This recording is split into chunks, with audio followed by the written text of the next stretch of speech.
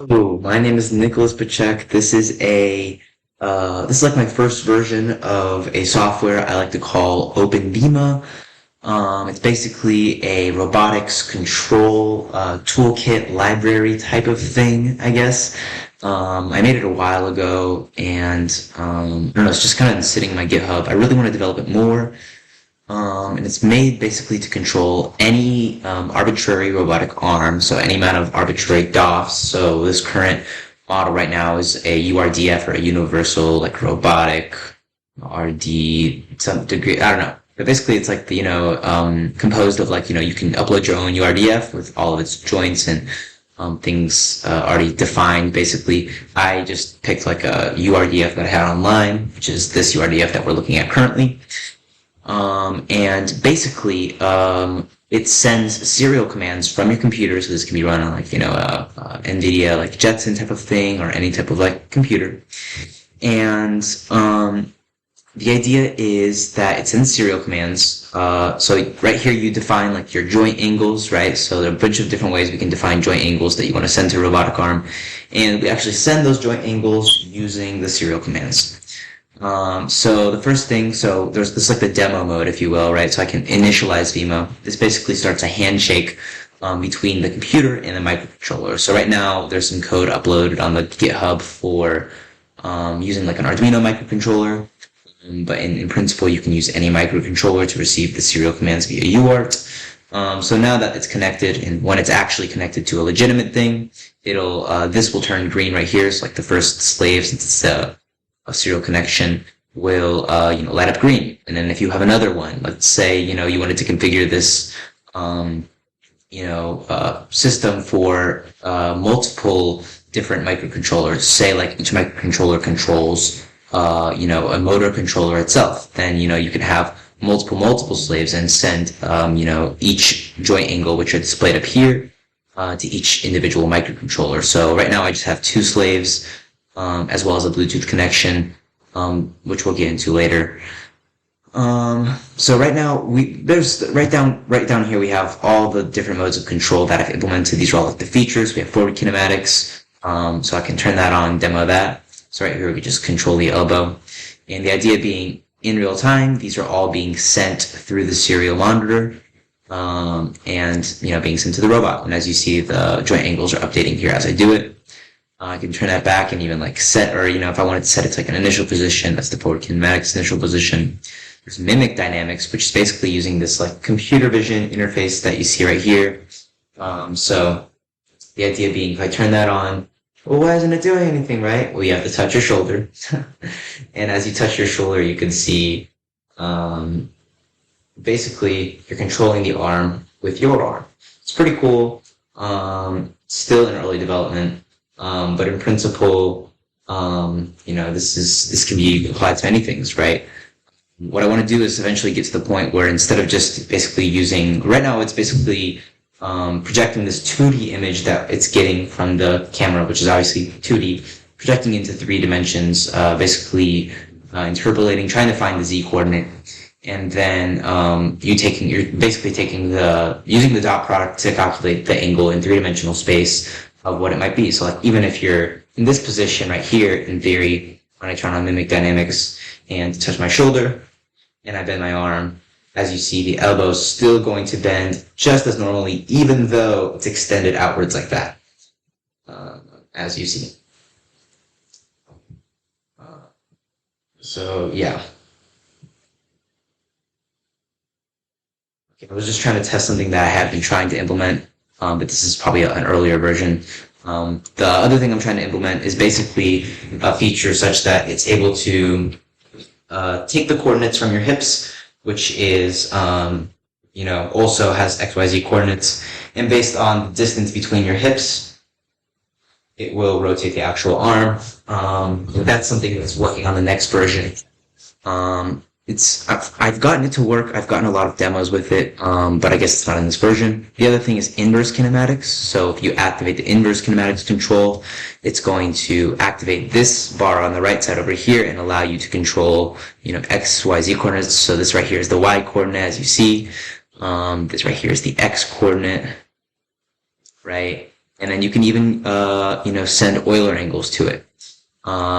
Now, the idea being why I had like inverse kinematics in this whole like module right here, was because I wanted to be able to combine that with the mimic dynamics, so like almost like a multi-sensor fusion type of thing.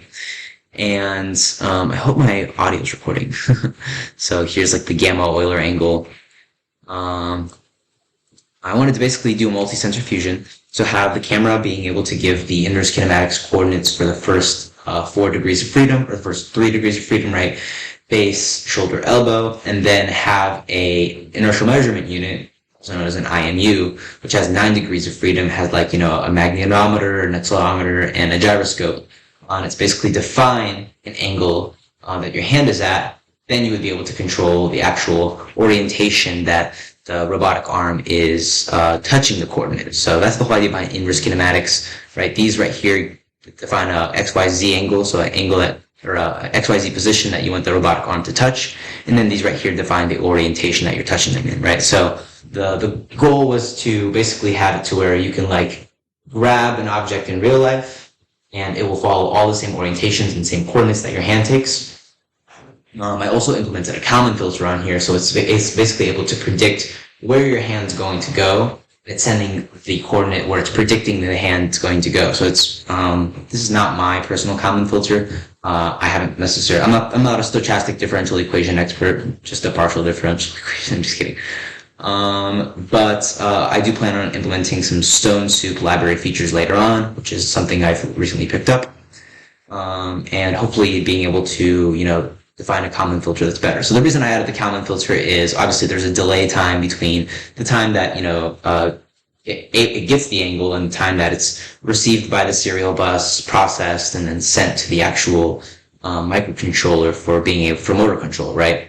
So the idea being there's a delay time there. So if you want real-time control, you kind of have to predict where you want to go. So that's the idea behind the Kalman filter.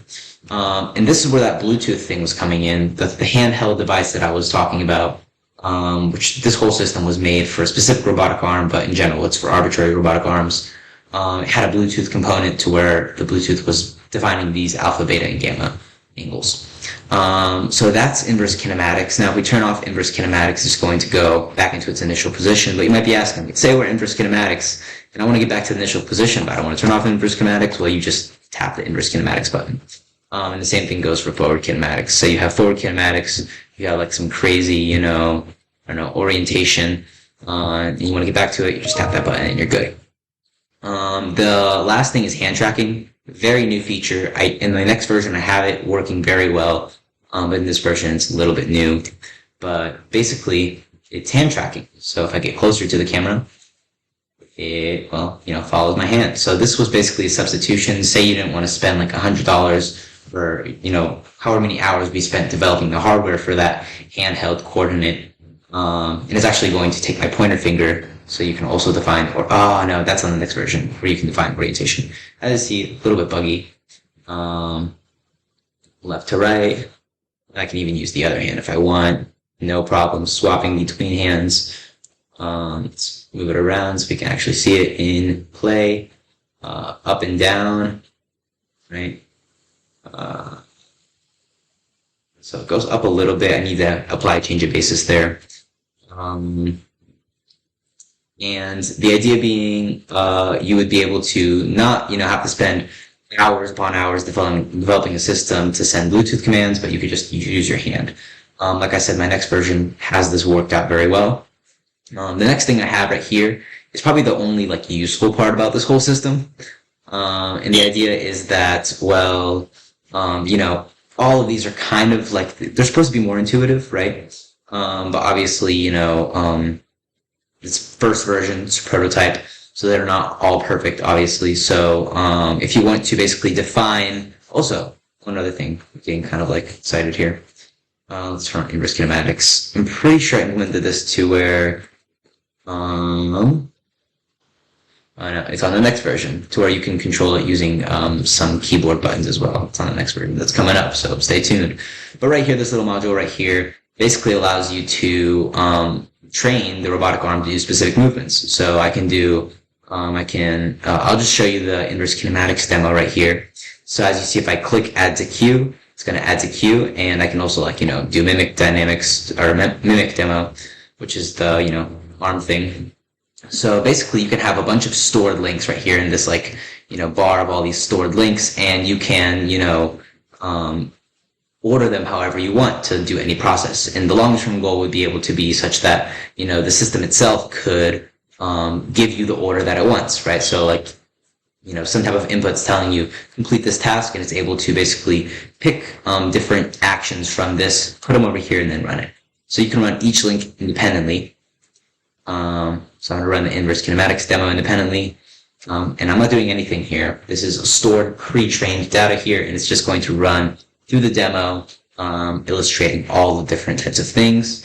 In principle, what this is useful for is, on like an assembly line, for training the robotic arm to do something. You don't want to sit there and like, have to grab this all day. Just, you can train it one time with your arm, say, hey, this is the idea, and then save it on here, which I'll show you how to save real quick. And that's what it'll do. So the demo's done. Let's add one more thing right here. And then you can, you can clear right here, right? So let's add another demo. Let's say my new demo. You don't actually have to put the underscores there, but just in case this is the wrong version. And what we'll do is we will toggle the trainer on. So now it's starting to train data and add data to that. And we can make this as a forwards kinematics demo. So we're going to control the robotic arm. We're going to do the elbow here, the shoulder here, and obviously forwards kinematics really isn't all that useful when you do it in that sense, just by sliders. But it's a cool demo here. And we'll say, maybe some differential stuff. And the robotic arm this was for had a differential wrist, and that's why this is configured like that. But let's say we're done. So we're going to toggle the trainer off. We are going to add the new link, and as we see, it shows up right here. And we can add that to the queue and start the queue, and we see what's happening. It's going to do exactly the thing that we did. Oh no! So new version needed. Oh, okay. So the reason is, I guess I forgot to clear that. So this clear links from queue clears it from the screen, but not the actual queue thing that's on there is what this is suggesting to me. As I said, not perfect. So we're just gonna wait till this is done. Maybe some cool visualizations here. So this is something that needs to be fixed, I guess. But then we're gonna run the link independently once this is done, and we'll see that I run the link independently. This is just because I took some time at the beginning talking about the demo before I did it. Yep, and then we see it's going to repeat the action that I did. And then in principle, I can, put multiple of them like that. So now I have 2 of them there, and I can put an inverse kinematics demo there, etc. And basically, say, give it steps like, okay, do this step, do this step, do this step, do this step. It'll be able to do all of those steps. So now I can, well, I guess I can't start the queue probably, right? Because it's going to go through all the other ones that I've done, which is something that needs to be fixed. But I can try. Yeah, so it's going to go through the inverse kinematics one. And I mean, it's a super simple fix, which I'll fix right after this, but this is the current version, and I've had this system for like a really long time now, and I just want to make a video on it and actually, demo it properly. So yeah, this is OpenVima. Feel free to contribute. I am in the process of re-architecturing some stuff, making it cleaner, etc., and making some of the features a little bit better. But yeah, I hope you enjoyed the demo. I stop this video. Bye.